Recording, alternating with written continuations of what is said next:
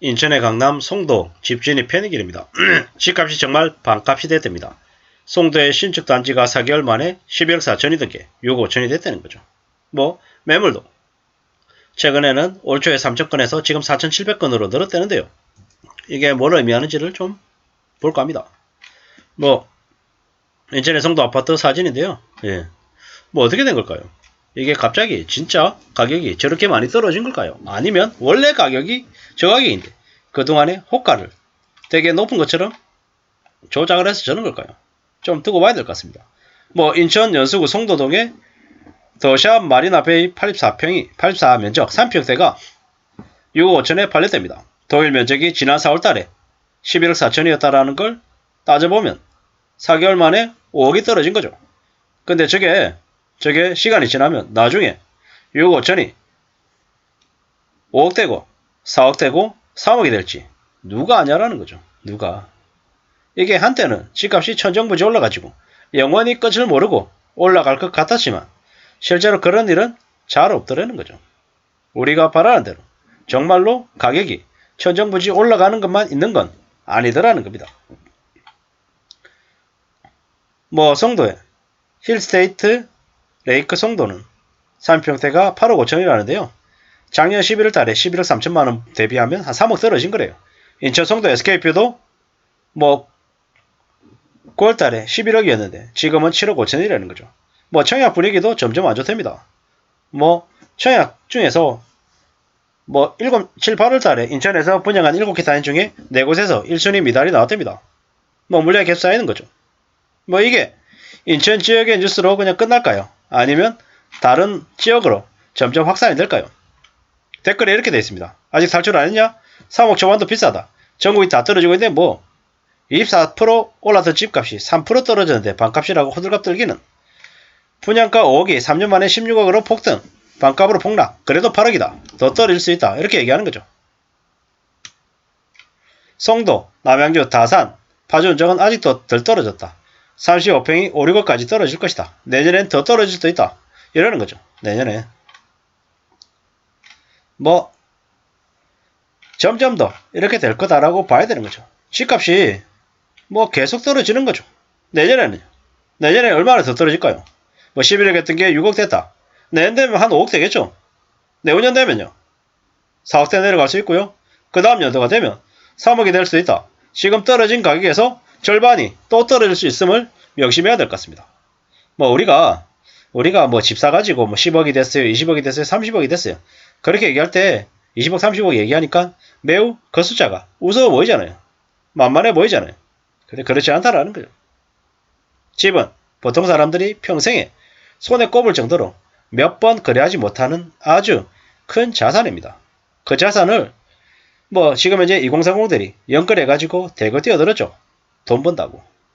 시세차익 벌어가지고 몇 억씩 땡기면 시장에서 200만원, 300만원 벌어가지고 알뜰하게 저축하면 월에 기껏 해봤자 몇십만원 모으는데 이거 1년 해봤자 10년 해봤자 20년 해봤자 티도 안 나는데 차라리 그냥 은행에 싸게 저금리로 대출 받아가지고 집 사면 남는 장사니까 계속 주변에서 집값이 3억 올랐네 5억 올랐네 이러니까 나도 막차 타기 전에 빨리 뛰어들어야지 이런 생각을 하고 들어간 거죠.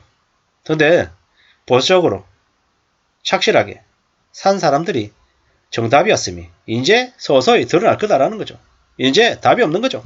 이미 지금 현재 무리하게 연끌해가지고 집을 산 사람들 집값이 떨어지니까 불안하죠. 빨리 팔아서라도 좀 상황을 좀 모면하려고 하는데 생각처럼 안 되더라는 거죠. 바라는 대로 흘러가지 않더라는 거죠.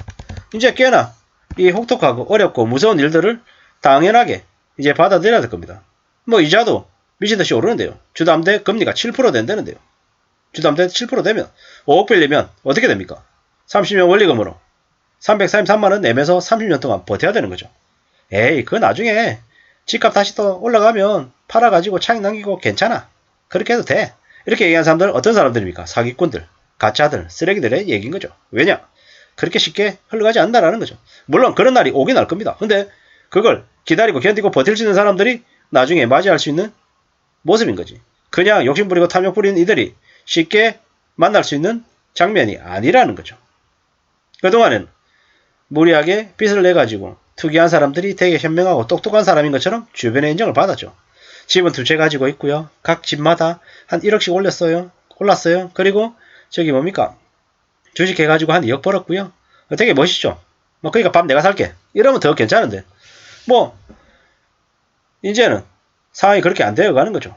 인천의 강남 성도 집값이 정말 반값 됐다라고 뉴스가 나오는데 11억짜리가 6억이 됐다고 6억 5천이 됐다고 나오는데 아직도 댓글들은 뭐라고 반응하냐. 아직도 없다. 인 거죠. 저도 제가 사는 동네 주변에 30평대 아파트 가격이 뭐 4, 5년 전에 5억이었어요.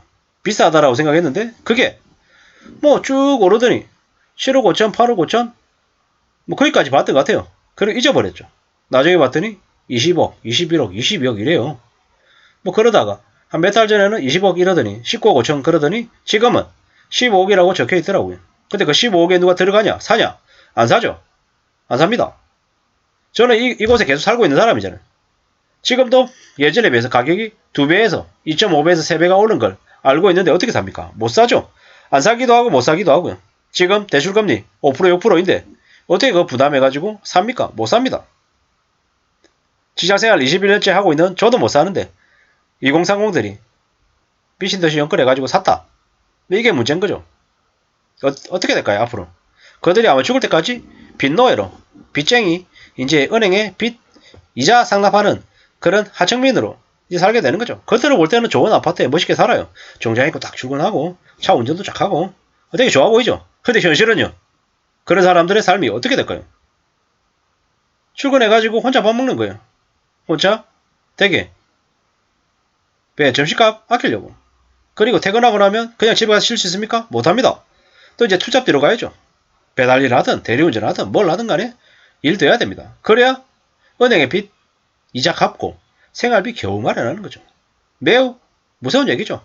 이게 뭐 별일 아닌 것처럼 저는 이렇게 뚜루룩 얘기하지만 이걸 현실로 겪는 사람들은 닥친 사람들은 상상을 초월하는 대추격인 거죠. 미칠 겁니다. 죽어야 되나? 뛰어내려야 되나? 뭐 이런 생각도 하겠죠. 뭐 그럴 정도로 상황이 심각하니까요. 점점 더 우리는 우리 생각대로 우리 바람대로 살아갈 수 있는 게 아님을 잊지 말아야 됩니다. 절대로 죄송합니다. 내 생각대로 내 뜻대로 그냥 뭔가를 다 이룰 수 있는 것처럼 착각하면 어떻게 됩니까? 금세 걸려듭니다. 금세 망가진다라고 봐야 되죠. 살아간 삶이 절대로 만만하지 않다. 쉽지 않다. 함부로 뭔가를 이룰 수 없다. 라고 명심하고 각오하고 대응해야 됩니다. 그래야지만이 이 힘들고 어려운 현실을 견딜 수 있다라고 이야기하고 싶습니다.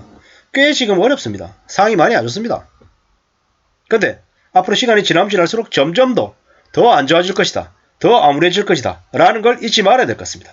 우리가 살아가는 삶이 내 뜻대로 내 바람대로 흘러가지 않더라. 내 뜻대로 안 되더라. 라는 걸 냉정히 바라봐야 될 것 같습니다. 그래야지만이 우리 삶을 지켜낼 수 있을 것 같습니다. 참 무서운 얘기입니다. 무서운 얘기이고 막막한 얘기입니다. 우리가 우리의 삶을 지키려면 어떻게 해야 될지는 자기 자신에게 물어야 될 것 같습니다.